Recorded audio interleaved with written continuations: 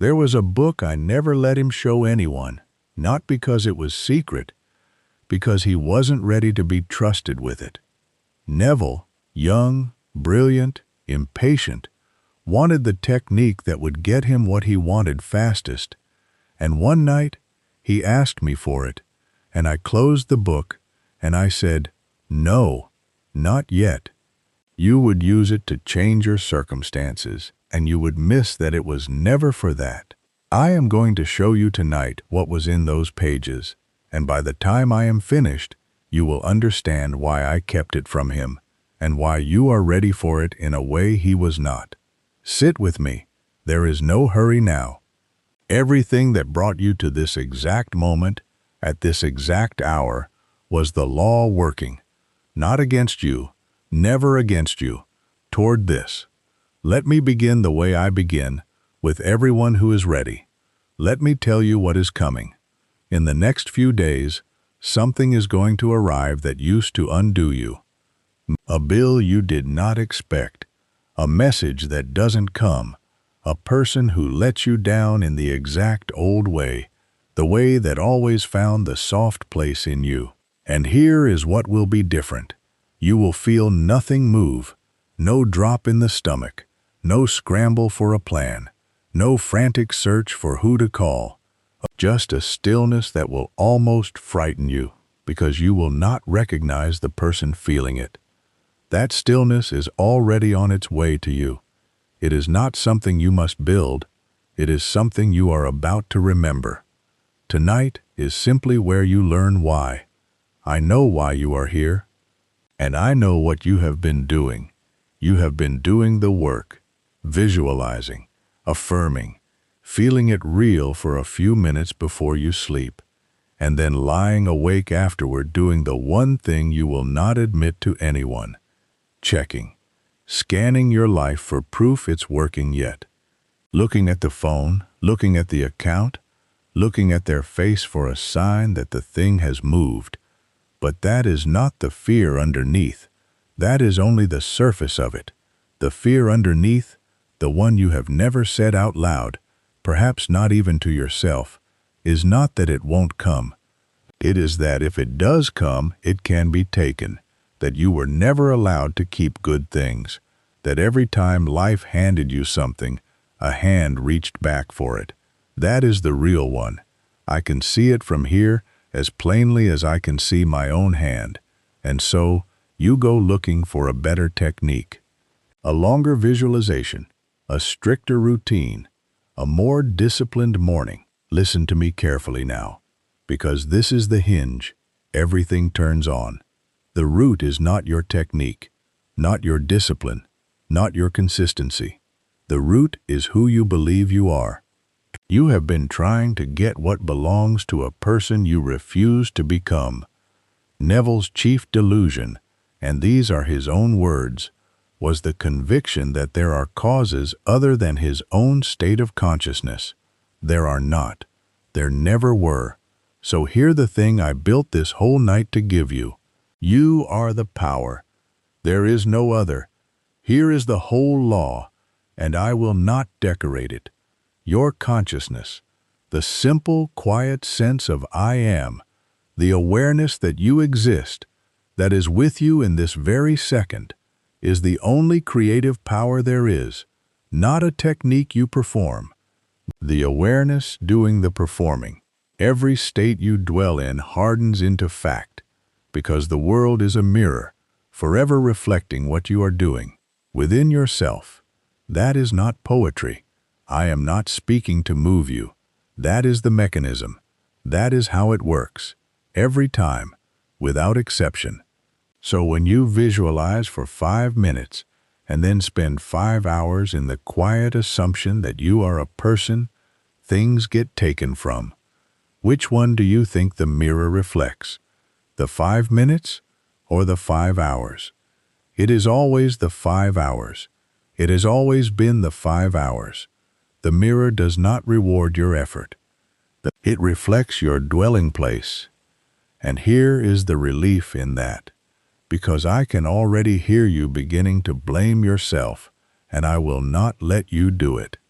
It was never you failing. The routine was simply incomplete.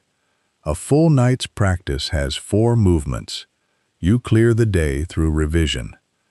You correct the inner speech that runs underneath everything. You build one precise scene, and you fall asleep inside the state. 4 movements. Most people ever only do one of them. That is the entire reason your results have felt inconsistent. Coming, then vanishing, then coming again.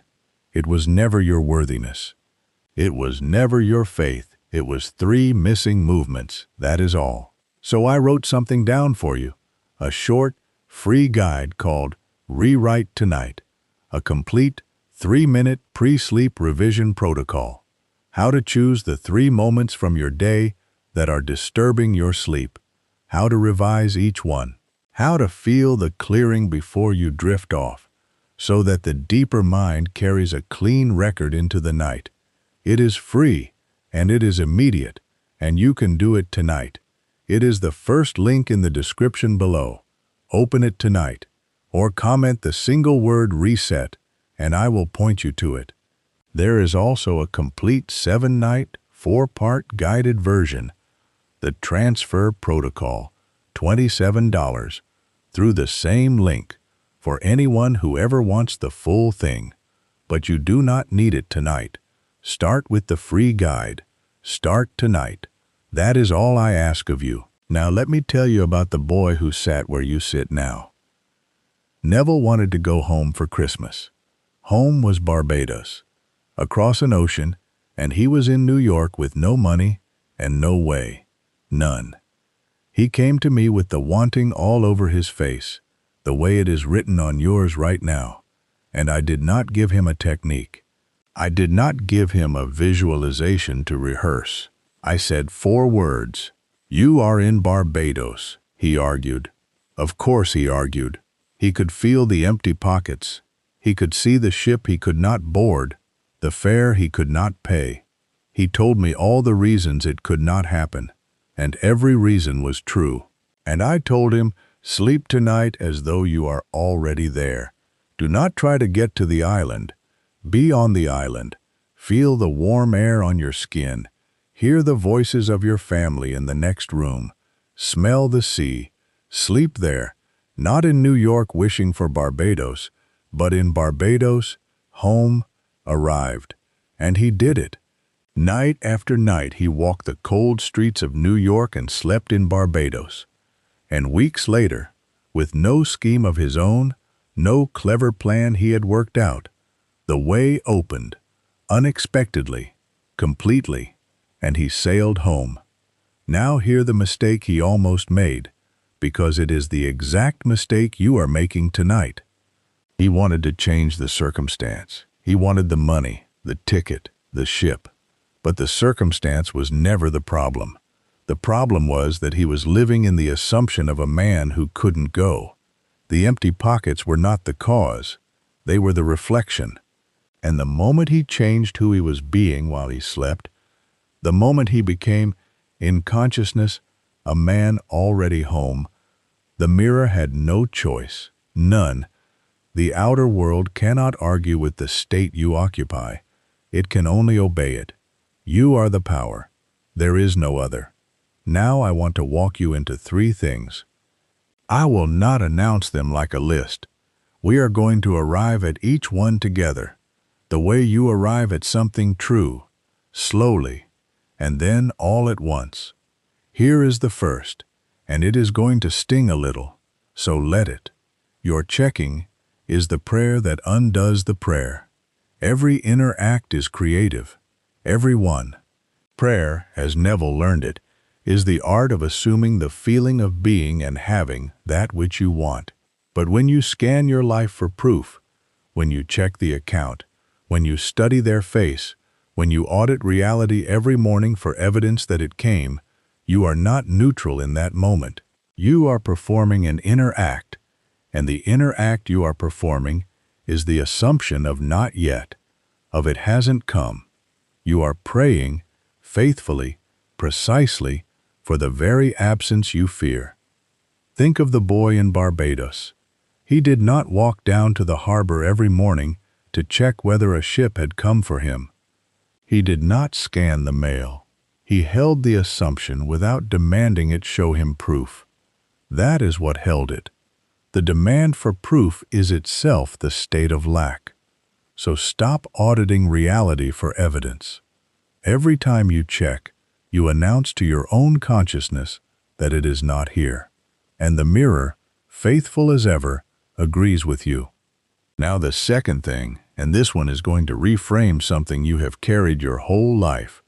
Your fear is not a warning, it is a prayer you keep answering. You have treated your fear as information, as a signal about the future, as something wise in you trying to protect you. It is not. Fear is faith in reverse gear. Consciousness is neutral. It does not judge whether the state you occupy is one you want or one you dread. It only reflects the state you occupy most vividly. And fear is vividly occupied. When you fear that the good will be taken, you are not being warned.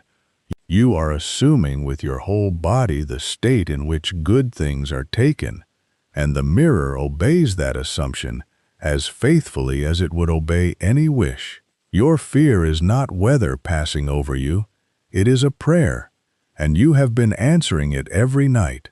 So stop treating the fear as news from the future. It is not news, it is a scene, and a scene can be revised like any other. And now the third thing, and this is the heart of the book. I closed on him. You do not clear the day so you can sleep. You clear the day so the day does not sleep into you. Here is what almost no one understands. Whatever you carry across the threshold of sleep is planted. The unrevised day, with its small humiliations, its disappointments, the sharp word, the closed door.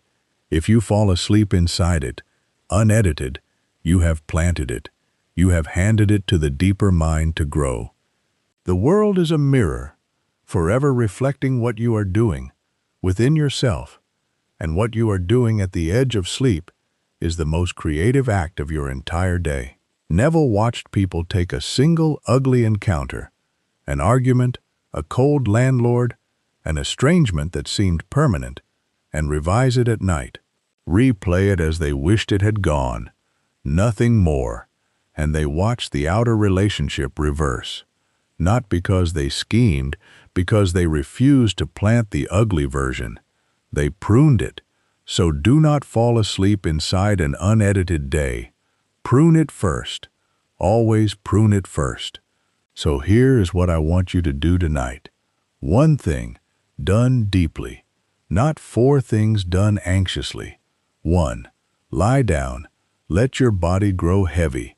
Let it sink until you reach that drowsy, half-asleep place, the state Neville called the state akin to sleep, where the doorway to the deeper mind stands open and unguarded. The most effective way to impress the subconscious is to enter a state akin to sleep and then assume the feeling of the wish fulfilled.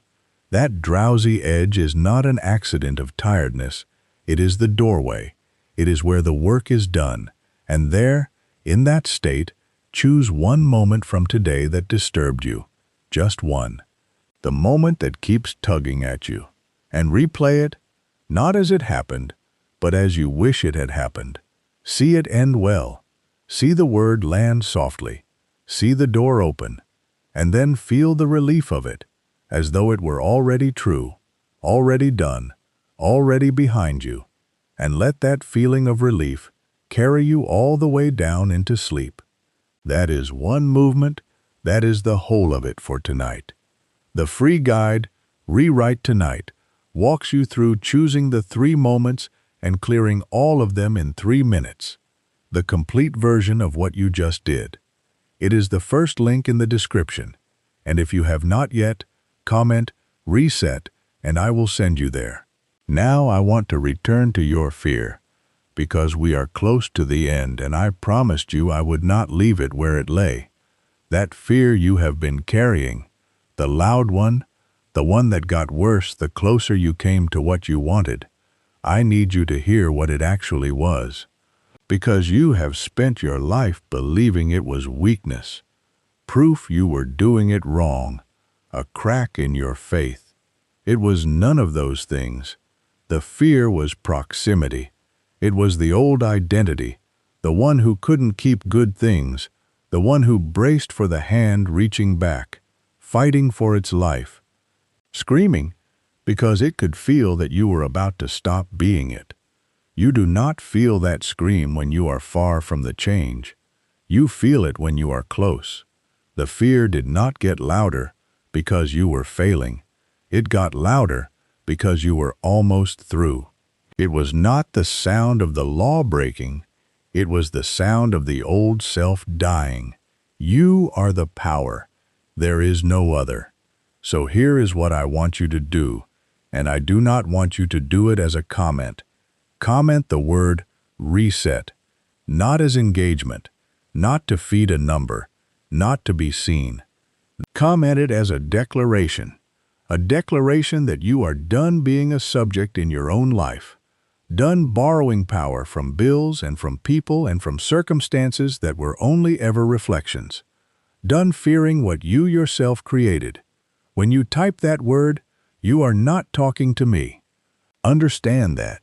You are telling your own consciousness who it is now. You are speaking to the only power there is. And the guide is waiting for you. The first link in the description. Open it tonight. Now let me give you back the waiting, the silence you have hated, the delay that felt like proof the law had passed you by. Hear me. The waiting was never the law failing. The waiting was the law working. The old state does not vanish the instant you change. It dissolves, slowly, then completely. And what you called delay was that dissolving. Every empty morning you cursed was the old identity leaving the room.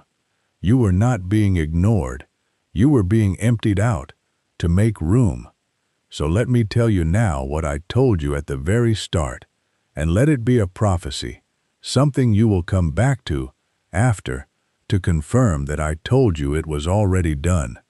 One day, and that day is already decided, already real, already waiting for you to arrive at it, you will be standing inside something that once would have destroyed you.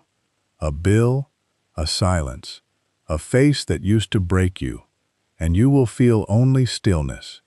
That stillness you could not recognize at the start of this. You will recognize it then. It will be you. And in that stillness you will hear my voice, quiet and certain, saying the only thing that was ever true. You are the power. There is no other. Remember that I told you this. Because there is one thing that undoes even a perfect revision, and almost every teacher gets it exactly backwards. It is not what you visualize. It is what you say to yourself all day long when you think no one, not even you, is listening. That is the next book I am going to open. I will see you there.